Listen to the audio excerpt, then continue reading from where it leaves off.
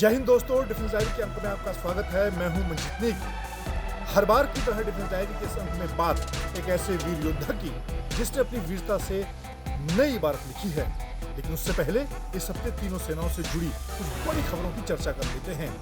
रूस यूक्रेन युद्ध को 45 दिन से ज्यादा का वक्त हो गया है और भारत की तीनों सेनाएं बारीकी से इस युद्ध पर नजर रखे हुए हैं। युद्ध से जुड़ी चीज़ों का विश्लेषण हो रहा है, उसको लेकर आने वाले दिनों की तैयारी भी हो रही है। और इस बीच रक्षा मंत्री राजनाथ सिंह ने तीनों सेनाओं से जुड़ी हथियारों की तीसरी पॉजिटिव लिस्ट जारी की है। इसका मतलब है ऐसे हथियार जो अब विदेशों से नहीं खरीदे जाएंगे। इससे पहले दो ऐसी सूचियां पहले जारी हो गई हैं। अगर इस तीसरी लिस्ट की हम खासतौर से बात करें तो इसमें light weight tank mounted artillery gun शामिल है। इसके अलावा पिनाका मिसाइल से जुड़े हथियार शामिल हैं। Medium range anti ship missile शामिल है। मीडियम लॉन्ग एंडोरेंस यानी कि आर्टिलरी व्हीकल शामिल है। तो ऐसे करीब 100 हथियार शामिल हैं जो अब विदेशों से नहीं खरीदे जाएंगे। मेक इन इंडिया तीनों सेनाओं में पिछले अगर हम समय की बात देखें तो पिछले 5 से 7 सालों में नरेंद्र मोदी सरकार ने कोशिश की है कि तीनों सेनाओं में स्वदेशी हथियारों पर जोर दिया जाए। दिवंगत सीडीजी बिपिन रावत लगातार स्वदेशी हथियारों के बल पर आने वाले समय में अगर भारत को चीन या पाकिस्तान के खिलाफ युद्ध के मोर्चे पर जाना पड़े तो स्वदेशी हथियारों के बल पर उस युद्ध को लड़ें, इस पर चर्चा है। और इसी को लेकर रक्षा मंत्री ने ये तीसरी पॉजिटिव लिस्ट जारी की है। इसी कड़ी में अब भारत की जो थल सेना है वो रूस युद्ध को इस लिहाज से उसका विश्लेषण कर रही है कि क्योंकि भारत के पास जो T-90 और T-72 टैंक इस वक्त मौजूद हैं, इसके अलावा BMP भी मौजूद है, उसको काफ़ी नुकसान रूस में झेलना पड़ा है। यूक्रेन की सेना ने रूस के बड़ी संख्या में T-90, T-70 और BMP को नुकसान पहुंचाया है। ऐसे में भारत भी इन T-90, T-70 और BMP का इस्तेमाल कर रहा है। एंटी एयरक्राफ्ट गन से उन्हें काफ़ी नुकसान हुआ है।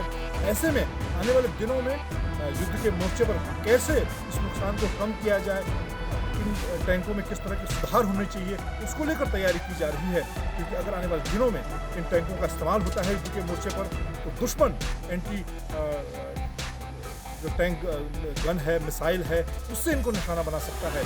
और एक बड़ा सबक भारतीय सेना के लिए भी है क्योंकि बड़ी संख्या में ऐसे हथियार भारत रूस और यूक्रेन से खरीदता है। तो भारतीय सेना ऐसे हथियारों का विश्लेषण कर रही है।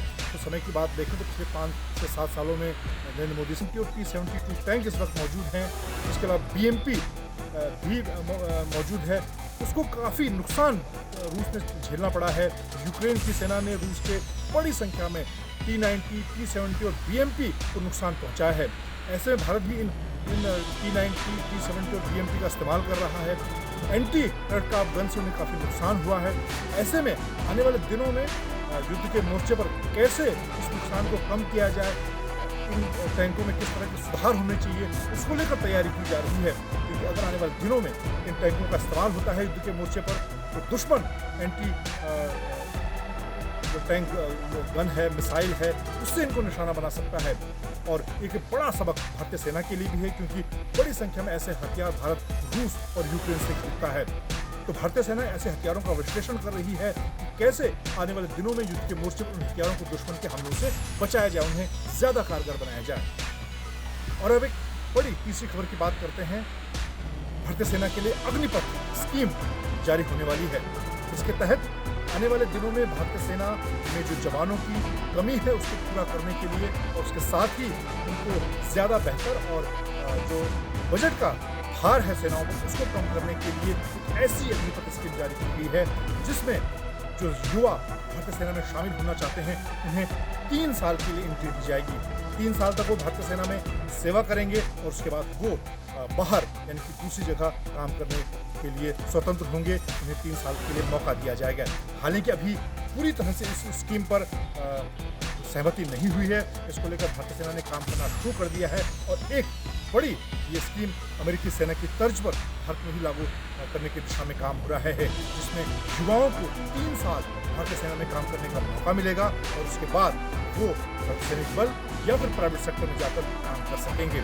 इसको लेकर अभी उन्होंने तैयारी शुरू की है। आने वाले दिनों में इस स्कीम के तहत भारतीय युवा सेना से जुड़ सकेंगे। डिफेंस डायरी के इस अंक में बात हवलदार राजेश कुमार की। हवलदार राजेश कुमार सोनीपत जिले के रहने वाले थे। वो 11 राजपुताना राइफल्स में सिपाही के तौर पर भर्ती हुए और लगातार अपनी शौर्य और वीरता से आगे बढ़ते चले गए, हवलदार के पद पर पहुंचे। और अब उस घटना का जिक्र जिसमें हवलदार राजेश कुमार ने अपनी वीरता का नया इतिहास लिखा। ये घटना है 1 अगस्त 2009 की, जब हवलदार राजेश कुमार अपनी घातक टुकड़ी का नेतृत्व कर रहे थे। उन्हें एक खास मिशन दिया गया था। सेना में घातक टुकड़ी का काफी अहम रोल होता है। आतंकियों के खिलाफ खास ऑपरेशन में एक अहम भूमिका निभाते हैं। गुरिल्ला वारफेयर के माहिर माने जाते हैं।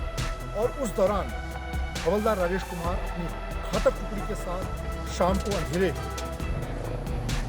होने के बाद इस ऑपरेशन में आगे बढ़े।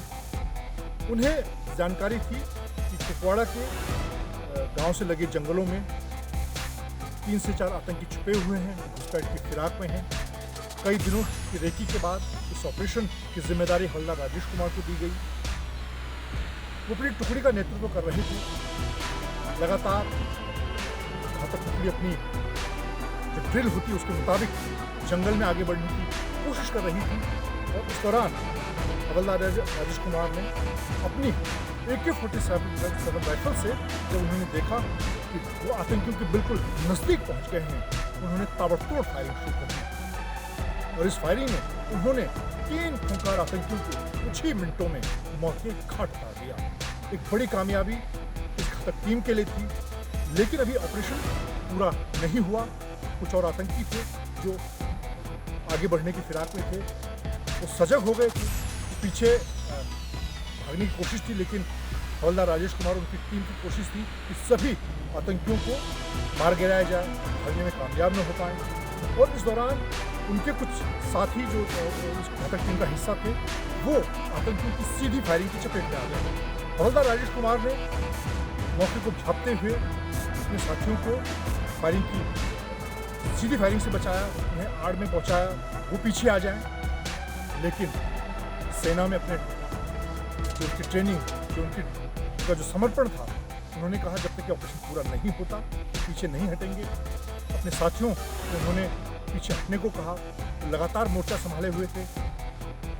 अपनी AK-47 राइफल और हैंड ग्रेनेड से वो लगातार आतंकियों को निशाना बना रहे थे।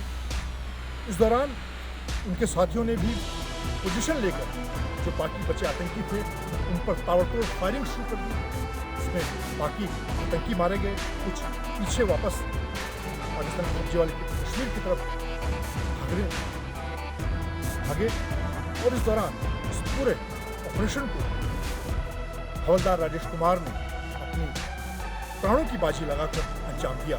इस दौरान उन्होंने न सिर्फ 3 खूंखार आतंकियों का सफाया किया जिनकी खुफिया जानकारी उनके पास मौजूद थी और जिसके लिए उन्हें घातक टीम का नेतृत्व दिया गया था।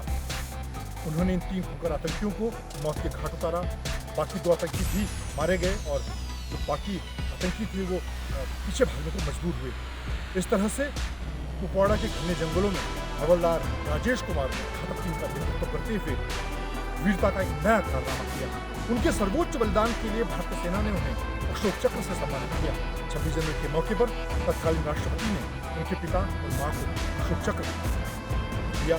तो एक तरह से भारतीय सेना की जो परंपरा है, जो भी चाहे वो JCO हो चाहे अधिकारी हो, जब भी वो टीम का नेतृत्व करता है तो भारतीय सेना की जो ड्रिल है, जो परंपरा है, उसके मुताबिक वो हमेशा आगे से नेतृत्व करता है। वो न सिर्फ दुश्मनों का सफाया करता है बल्कि अपनी टीम, अपनी टुकड़ी का नेतृत्व करते हुए सबसे पहले गोली अपने सीने पर खाता है।